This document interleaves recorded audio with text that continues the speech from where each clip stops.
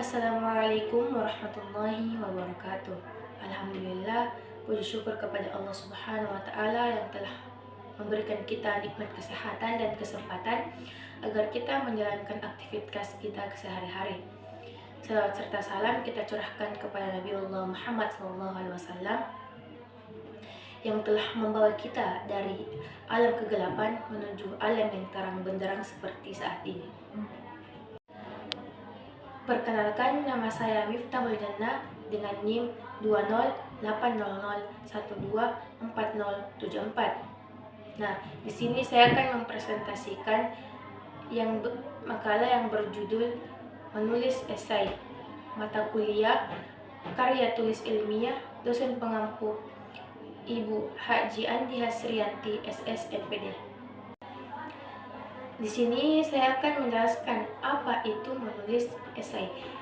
Menulis merupakan keterampilan produktif yang disajikan dalam bentuk karya tulis.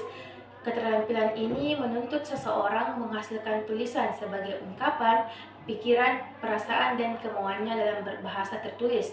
Sedangkan esai adalah tulisan yang terdiri dari beberapa paragraf yang membahas tentang satu topik. Esai juga adalah sebuah upaya mengomunikasikan informasi, opini, atau perasaan yang biasanya menyajikan argumen tentang sebuah topik. Menurut Kamus Besar Bahasa Indonesia atau KBBI, esai adalah karangan prosa yang membahas satu masalah secara simplitas lalu dari sudut pandang pribadi penulisnya. Esai juga sering disebut sebagai artikel, tulisan, atau komposisi. Selanjutnya, struktur esai. Struktur esai itu dibagi menjadi 3 bagian. Yang pertama, paragraf pendahuluan. Paragraf pendahuluan adalah paragraf pertama yang digunakan untuk mengawali suatu esai. Paragraf pendahuluan memiliki 4 tujuan. Yang pertama, mengenalkan topik dalam esai. Yang kedua, memberikan latar belakang umum topik. 3, memberikan petunjuk rencana esai secara keseluruhan. Dan keempat adalah membangkitkan minat pembaca. Struktur yang kedua yaitu paragraf pengembang. Paragraf pengembang dalam esai disebut paragraf batang. Paragraf batang tubuh menjelaskan dan menguraikan pernyataan tesis yang disampaikan pada paragraf pendahuluan. Nah, paragraf batang tubuh menjawab pertanyaan-pertanyaan seperti siapa, apa, kapan, di mana, mengapa, dan bagaimana. Paragraf pengembangan juga berisi tentang hal-hal yang akan dikaji, data, interpretasi tentang topik yang dibahas, simpulan, dan saran. Pengembangan paragraf batang sesuai esai bisa dilakukan melalui beberapa teknik, yaitu pertama kronologis, kedua urutan menurut derajat kepentingan, ketiga perbandingan, keempat contoh kombinasi dari ketiganya. Struktur yang terakhir itu paragraf penyimpul atau paragraf penutup. Nah, paragraf penyimpul dapat diperoleh dengan menulis ringkasan mengenai hal-hal penting yang dibahas dalam paragraf-paragraf batang tubuh esai atau penegasan kembali apa yang dinyatakan pada kalimat tesis dengan kata-kata yang tidak sama, ditambah dengan komentar penulis tentang kata-kata yang tak sama, ditambah dengan komentar penulis tentang pokok masalah yang dikemukakan. Paragraf penyimpul itu berisi seperti ringkasan masalah utama, yang kedua, pernyataan kalimat tentang tesis dan penggunaan kata-kata lain. Dan terakhir adalah komentar akhir tentang pokok kebahasan. Nah, selanjutnya itu kaidah-kaidah dalam menulis esai. Kaidah yang pertama yaitu baku. Struktur yang digunakan sesuai dengan kaidah bahasa Indonesia baku, baik mengenai struktur kalimat maupun kata. Demikian juga pemilihan kata istilah dan penulisan sesuai dengan pedoman umum ejaan bahasa Indonesia. Yang kedua itu logis. Ide atau pesan yang disampaikan melalui bahasa Indonesia ragam ilmiah dapat diterima oleh akal. Yang ketiga itu ringkas. Ide dan gagasan ungkapan dengan kalimat pendek sesuai dengan kebutuhan, pemakaian kata seperlunya, tidak berlebihan tetapi isinya bernas. Yang keempat itu runtun. Ide diungkapkan secara teratur sesuai dengan urutan dan tingkatannya, baik dalam kalimat maupun paragraf. Dan kelima itu denotatif.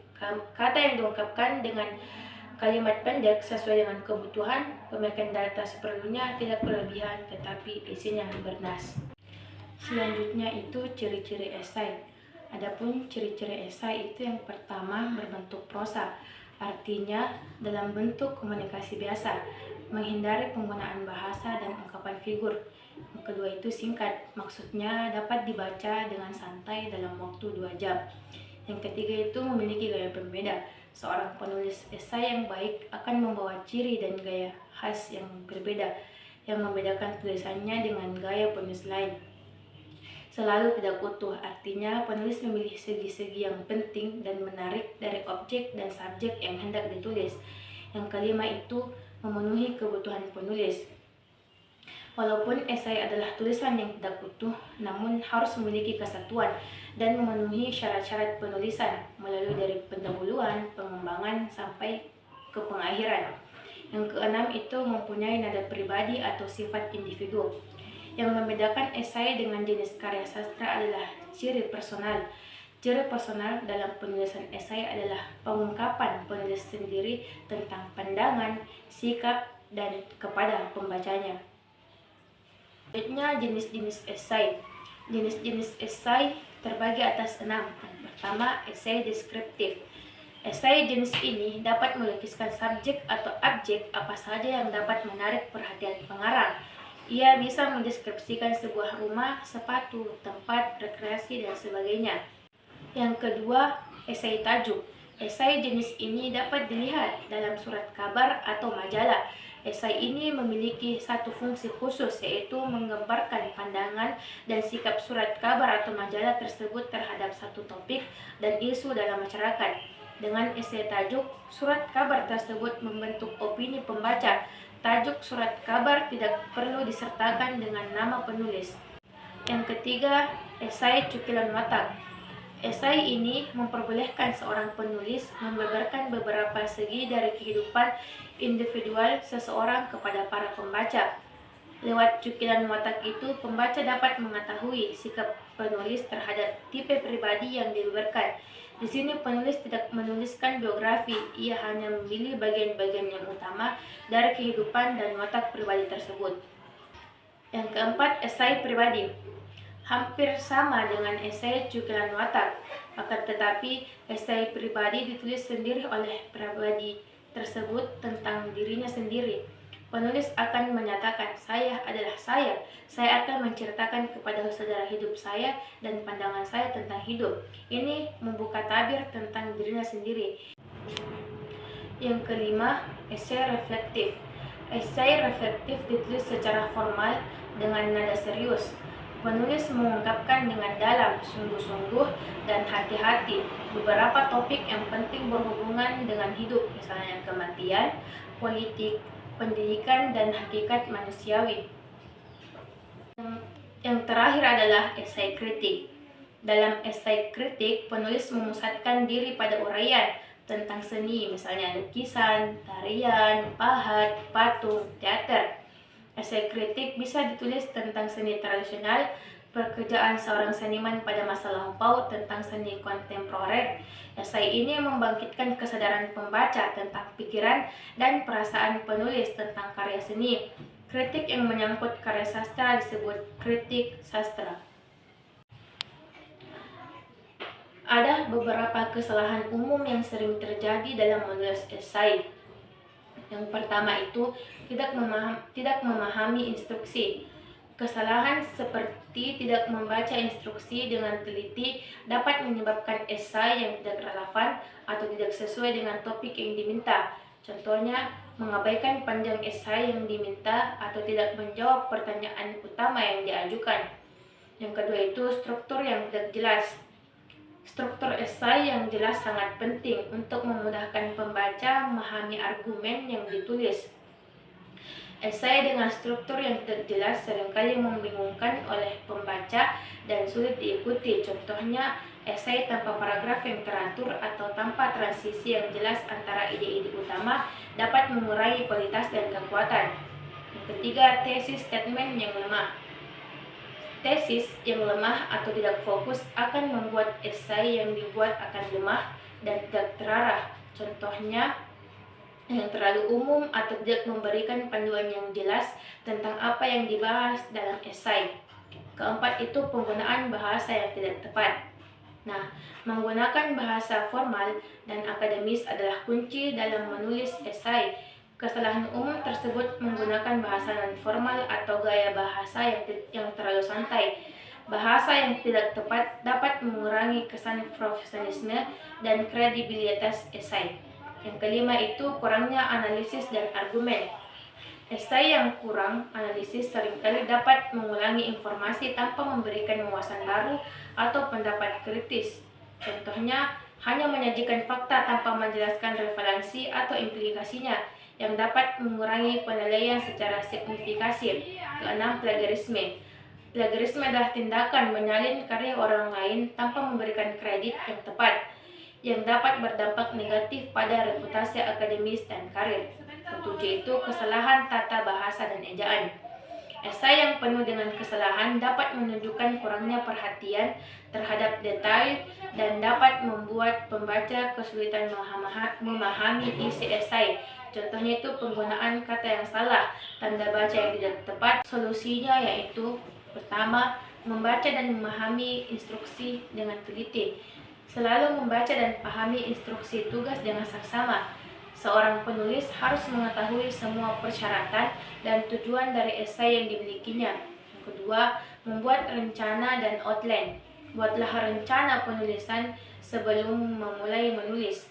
Langkah-langkah ini meliputi membuat outline yang mencakup pendahuluan, isi, dan penutup sehingga alur tulisan tetap terstruktur dan fokus. Yang ketiga itu memiliki thesis statement yang kuat. Thesis statement yang baik harus spesifik dan menyampaikan poin utama dari esai. Contohnya itu penggunaan teknologi dalam pendidikan, meningkatkan partisipasi siswa dan efisiensi pembelajaran. Yang keempat, menggunakan bahasa yang tepat.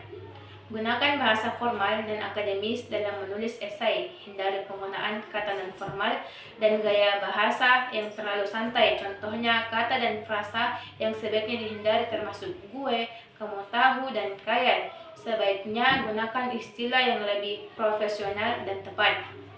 Kelima, menganalisis dan mengembangkan argumen. Kembangkan analisis dan argumen yang kuat dengan cara memecahkan masalah menjadi komponen yang lebih kecil dan menjelaskan setiap bagian secara rinci.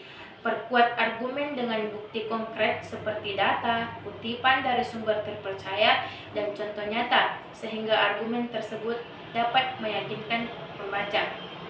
Nah, yang keenam, menghindari plagiarisme.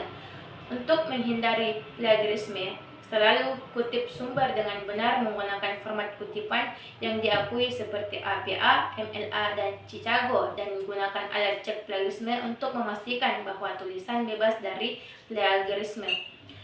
Mengoreksi dan mengedit esai. Nah, sebelum mengumpul esai, sangat penting untuk memastikan tidak ada kesalahan yang terlewat. Membaca esai beberapa kali untuk menentukan kesalahan tata bahasa dan ejaan, atau minta bantuan teman untuk mengecek atau memperbaiki kesalahan yang mungkin terlewatkan. Dan langkah-langkah menulis esai. Format esai harus mengikuti aturan berikut. Yang pertama, ditulis dengan bahasa Indonesia dengan spasi 1. Kedua, menggunakan format kertas ukuran A4 dengan margin tepi kiri 4 cm, kanan 3 cm, atas bawah 3 cm. Ketiga, font Times New Roman ukuran 12. Keempat, di bawah judul diberi nama penulis. Kelima, di bawah nama penulis diberi nomor pleno. Yang keenam, jumlah kata memiliki 600 kata. Yang ketujuh, konten harus sesuai dengan tema dan mengandung subtema. Kedelapan, format file berbentuk PDF. Yang kesembilan, melampirkan daftar pustaka. Bagian-bagian esai ada beberapa. Yang pertama, judul.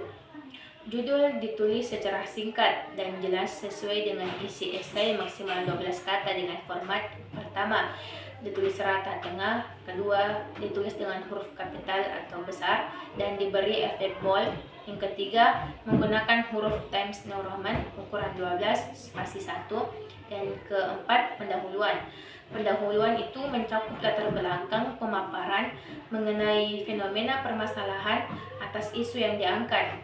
Boleh disertakan Boleh disertakan data statistik sebagai penunjang dan alasan pentingnya isu yang diangkat untuk dibahas.